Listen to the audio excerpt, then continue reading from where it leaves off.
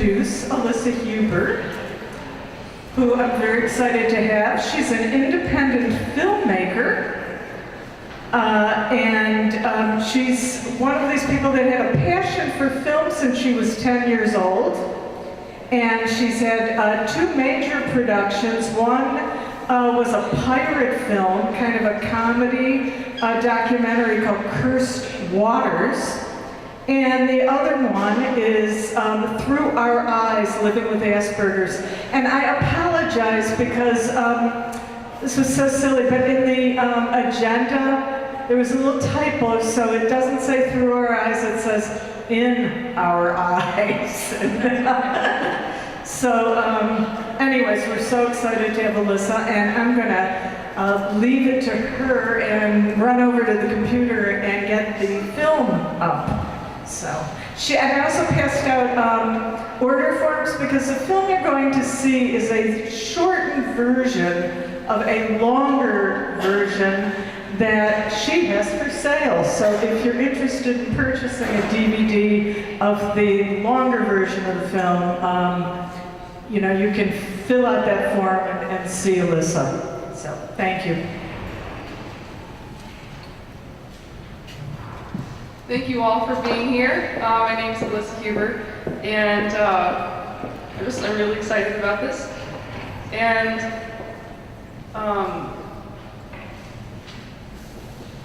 sorry, my brain just completely went blank. Yeah, so like Suzanne said, there's like a form if you're interested in getting more information about the DVD. The DVD has a 50-minute version of the film plus an extra 50 minutes of interview footage with parents and experts. And I was also going to ask, does anybody need English subtitles? Because the YouTube version, all right, so we'll turn the subtitles on because the YouTube version has them. So anyway, thank you all for being here. Before I get into the Q&A, because we have a little bit more time, because Suzanne mentioned that lunch is going to be at 12 instead of 11:45, so I wanted to talk just a little bit about the film before we get into the Q&A. So first, I should mention, if in the middle of the Q&A, if I put these on, this is for my sensory issues, so I'm not like trying to be antisocial and like, you know, it's for delay. So. Obviously, my film's about Asperger's, but Asperger's syndrome is actually no longer in the DSM-5, but my film was produced when it still was, so, and when I got diagnosed, what that was when it was in the DSM, so like my diagnosis is still Asperger's unless I were to get re-diagnosed, which then I would have autism spectrum disorder, since that's what it has been merged with in the DSM-5. So also my perspective on Asperger's and autism has sort of changed over time. So some of the language in the film, like nowadays I wouldn't use, like for instance, like coping with Asperger's or saying that like depression comes from Asperger's. Like I would probably word it a little bit differently nowadays. It's more coping with the world, and that it's usually just our incompatibility with the world that causes a lot of our mental health problems and a lot of our struggles. So this film began as a short video project for a class that I was taking in college. And the goal of this project was to tell a story. And so I decided, why don't I tell a story about Asperger's? And I didn't want it to be about me. I had a friend with Asperger's, Katie, and she was the first person that I interviewed. And so she was who I talked to about her experiences with Asperger's, and then I published it as a, like sort of a trailer for a non-existent documentary on YouTube, and then I realized this might actually be a good thing to pursue. I might actually make it into a film. And so that's when I met Matt Rhodes, who I met him online through an Asperger's Facebook group. There's tons of them out there, so if you're on Facebook and you want to find other people with Asperger's, or if you have kids who want to find other people, you know, on the autism spectrum, there's tons of Facebook groups out there. Can you name your favorite ones? My favorite ones? Yes. It really depends on what kind of group you want. If you want a really big group, there's There's one that's just called Asperger's, and that one has maybe like over 20,000 members at this point. I would recommend that one if you want a big group. If you want a smaller group, there's one called Adults with Asperger's Syndrome 2, specifically 2. The first one's a giant group. I also have a group on Facebook called Christians with Asperger's. So, you know, if you identify as a Christian and you have Asperger's, that would be another good group. And there's a list of groups linked on my website somewhere, alyssahuberfilms.com, or actually my Facebook page. If you look up Alyssa Huber Films, I have a whole list full of them, so I hope that helps. So yeah, Matt Rhodes I met on a group for people with Asperger's, and so I decided, you know, maybe I should interview him as well. And me and him are actually engaged now. We weren't at the time, but oh, thank you. Yeah, so, you know, now every time I watch it, it's like, oh, it's so cute.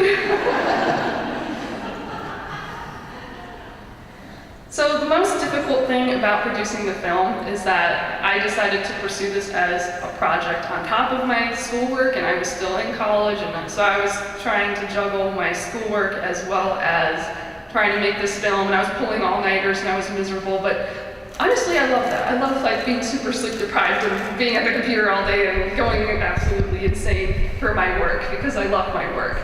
But I did have a lot of anxiety, and I wasn't really happy when it was finally finished, so I could finally sleep and function again. So the best thing I think about producing this film is that, I mean, I already knew this, but I learned even more so that everybody is different, whether you're on the spectrum or not. Nobody fits into a specific mold. It's like, I went into this thinking like, oh, I'm gonna teach people about Asperger's and all the criteria and all the things, and I realized, you know, not everybody fits the criteria in the DSM, not everybody fits all of these stereotypes. Even I had kind of an image of my head of what autism was, even though, you know, I'm on the spectrum. And after the film was finished, I became more aware of what's called the neurodiversity movement. And neurodiversity basically means that everybody is different, everyone's brains work differently, we all function differently, and that's normal. And like, well, it's more like saying there is no normal. Like, everybody's differences are what is normal, if there was a normal. And so that includes like people on the autism spectrum, or people who have ADHD or OCD or bipolar. It's just kind of saying, no matter how your brain works, you know, you're a human being and you just have a natural human variation, whatever that might be. So I'm now open for questions, so if anybody has any questions, please let me know.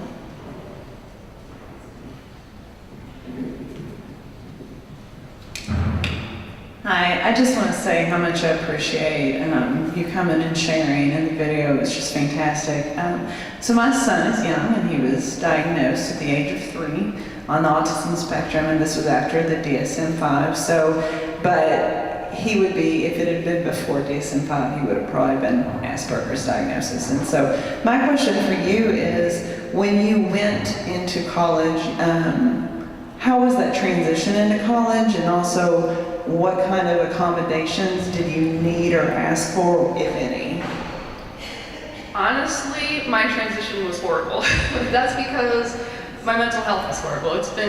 It had been horrible since I was a teenager, and I had never really, I honestly just contributed, I kind of just thought my mental health problems were because, you know, I have Asperger's, so I'm just gonna trudge through it and I'll be okay. But I mean, I'm getting help for it now, but like at the time I was having a lot of like mental health issues. So, you know, change is already difficult for me. I mean, that's part of my Asperger's. So the transition from living at home, because I lived on campus, so the transition from living at home to living on campus was really hard. That first month, I just like, honestly, my thought most of the time was just, I want to die, because I couldn't handle that change. Eventually, I did get used to it, but some of the things that helped for that transition, well, one big thing was that before I actually started going, I had a tour of the dorm rooms. I got to see the inside of the dorm rooms, what they all looked like. I got a tour of the campus, I got to see the classrooms. Basically everywhere where I was supposed to be, I had to look at it so that I had an image in my head ahead of time and I could process it easier when I went into it. And I would honestly recommend that for anybody on the spectrum who has trouble with change in new places. Some other things, I did get some accommodations at school, and I was lucky because my school had, they had basically a building. Well, it was more like an office area where it was like a academic and career center, and you'd go there and you would, talk to staff and you'd take tests there, and there were staff there that were specifically there for people with disabilities who they would communicate with professors for you, like they would sort of be like a middleman and help you communicate like what your accommodations are and make sure that you're getting them. And some of the accommodations that I got extended test time, and I got to take a test in a separate room. I got to have like half the lights off so that I wouldn't have to wear my sunglasses when I'm taking the test. I got to use a computer instead of handwriting because I have a hard time with handwriting. So instead of like writing essays, I just type in a document. Let's see. I mean, my school was like, they were excellent with those kind of things. Like there was this one day when my mental health was just really horrible for a few weeks, because this is around the time when I also have OCD, and I was just diagnosed with OCD, and so like, in light of just being diagnosed, my OCD symptoms flared up even more because I was aware of it. So I had a hard time attending classes, and there's this one professor who allowed me to attend sort of virtually, because it was like we would meet for groups, and I would attend through like a Google document and just type in the chat, my thoughts on things. So that was super helpful. Yes, thanks for sharing your film. You did a great job. I liked the way you handled sensory issues, and I was curious as to if you always knew you had sensory issues. Because I know, like for me, for instance, when I was first diagnosed at 17, one of the things I couldn't identify with was sensory issues. But then I've realized over the years that actually I did have sensory issues. Some of them have grown, some of them I still have, but a lot of them I took for granted. I'm wondering what your experience was, if you always knew you had sensory issues, or if you had to think about and realize, yeah, that actually is a sensory issue. It's a great question, and I kind of can relate to you on that, because I wasn't aware that I had sensory issues, especially when I was younger. I was diagnosed when I was about 12, and that was because I'd been homeschooled all the way up until middle school, and then I started going to a public school, and the teachers noticed she's got some interesting things about her, you might want to get her tested. And so then I figured out I had Asperger's, but even then I had no idea that the reason why I got headaches in school, or I couldn't pay attention, or I felt overwhelmed, I didn't know that a lot of that was things like the lights being too bright, or too much noise, or too much socializing. And I don't think I really realized until I was in college, what my issues were. It's oh, it's actually the lights that are making it hard to focus. So that's when I started wearing sunglasses and a visor, and I started having earbuds with me everywhere, and earplugs. But I honestly think that's pretty common for people on the spectrum to not be fully aware of what's going on, especially if they either don't embrace the fact that they're autistic, or they don't really quite comprehend what that means, or that there are sensory issues. And I think, or in some instances, I'm thinking of I know people whose parents would just deny that they're on the spectrum and just say, oh, you're just being lazy, or you're just being defiant, when it could just be the sensory issues. And it's difficult because then they might believe that it's really, they're just misbehaving. So sorry, I went off on a tangent there. I hope that answered your question. Other questions?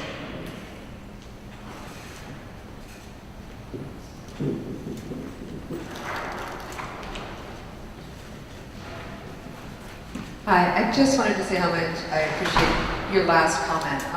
I have learning disabilities, dyslexia, and dysgraphia. all through my childhood, I wasn't diagnosed until I was 16, and even then was unusual only because all of my parents were educators. Did they catch it? Because we're talking like the mid-1970s here. Please don't do the math. But I felt the same way, and I was told the same thing over and over again. Doesn't try hard enough, you know, is lazy, and that's the same thing, or, you know, have you tested her for MR? But I just got those comments over and over and over again, and it's something that stuck with me still. I'm still, just that feeling of inadequacy and difference, it still pops up from time to time, and I have, I think, well, no, let me rephrase it. I know I have a successful career, and I had used assistive technology all the time. I used to use typewriters, now I use computers. I mean, for me, Microsoft is assistive technology. But that feeling that you identified, and the comments, the laziness, the not trying hard enough, it's still all over my brain. I can't get rid of it. So thank you for that.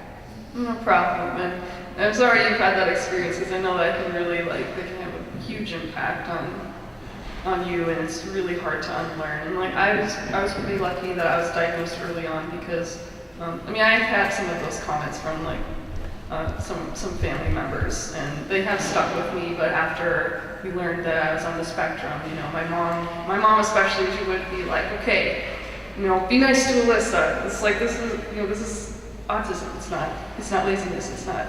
It's not that she's not trying hard enough. So. Yes, I just wanted to compliment you on your wonderful fantasy series and drawings. Thank you. When I was working at the high school level,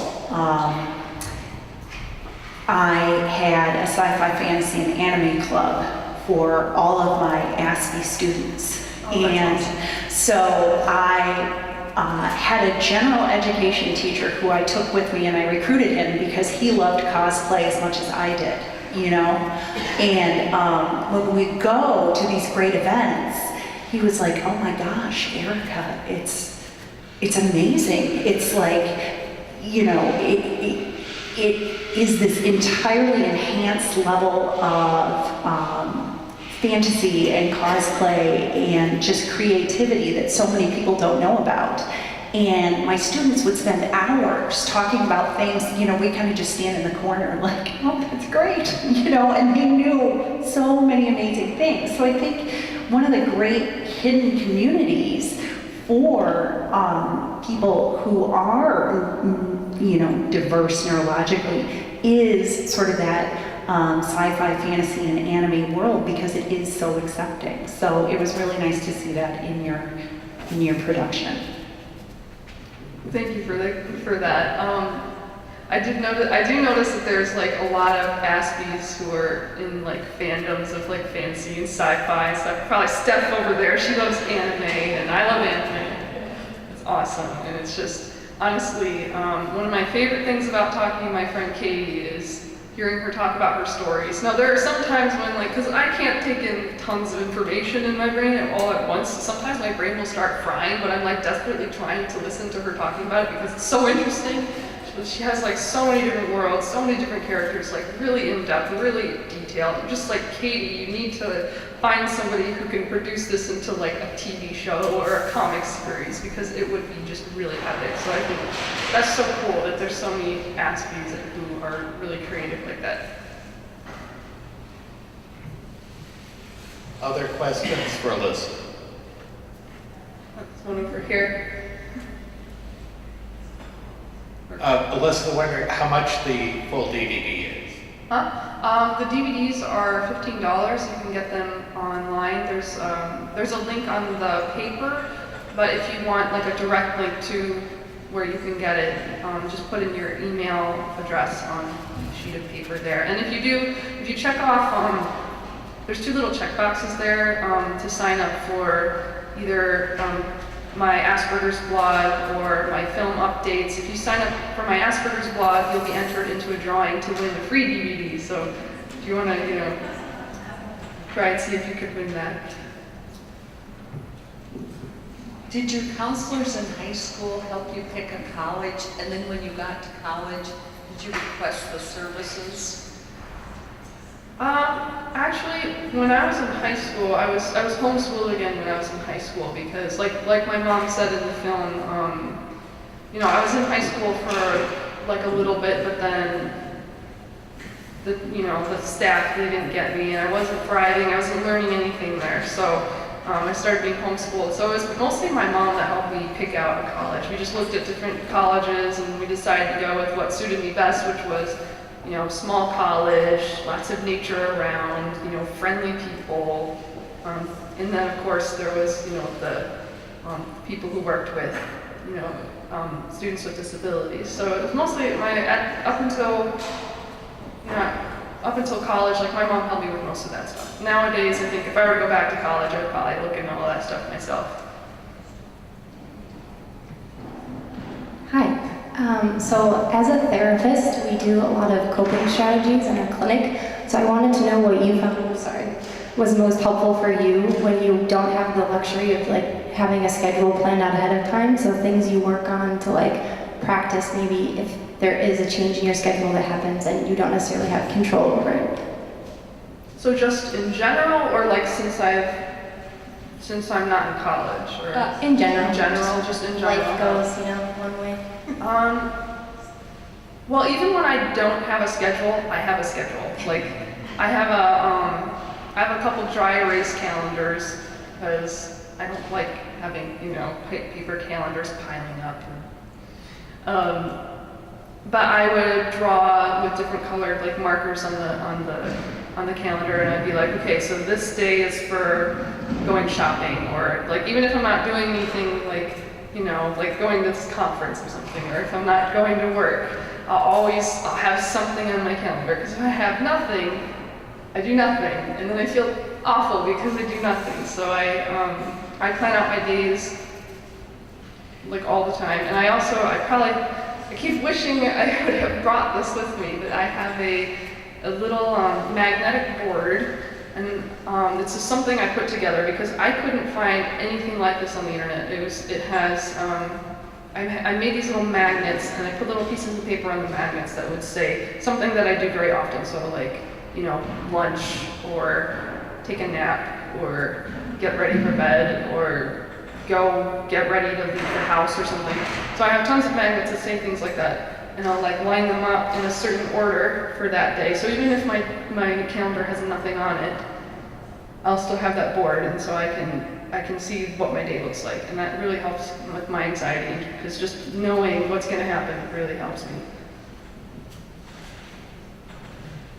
I was just going to address her comment. As I said, our son has never been diagnosed, but change is hard. So we developed this concept of a plan. So plan A was we were going to go here to the barber.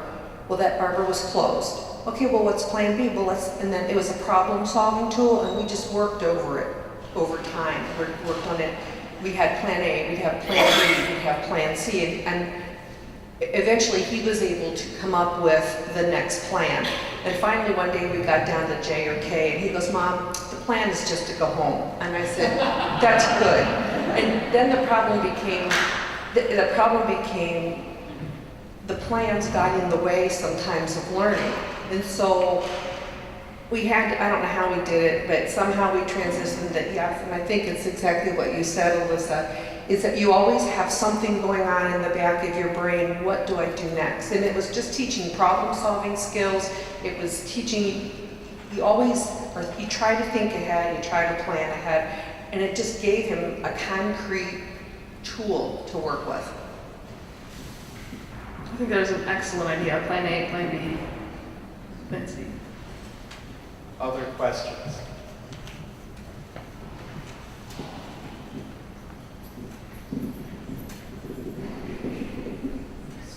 Two little ones. First of all, thank you so much for coming. This was wonderful.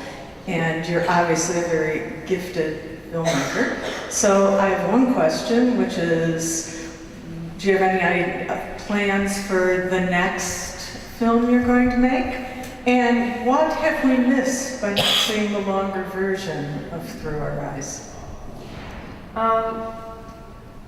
Well, as of now, I'm really hoping that I can make another film about Asperger's or about autism, because there has been a lot of changes in the autism culture now, and like I want to talk about like more about like what the autism community is doing nowadays versus like how it was back when I made this film. I also have a lot of extra footage from the film that I never used, and I thought it'd be kind of cool to put the rest of that together because there still is some valuable insights in that as well. And as for the longer version on the DVD, the difference between this version and that version, this version has 3 people, me, Katie, and Matt. But the longer version has 7 people on the autism spectrum, including the 3 of us. So there's like a lot more, I guess, sort of diverse perspectives in there, and a lot more information in general. A lot of stuff that we talk about here is expanded on as well.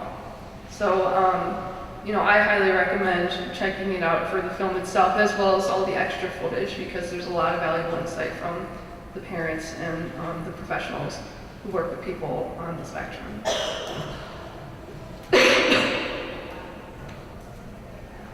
Okay. Alyssa, thank you. Thanks for having me.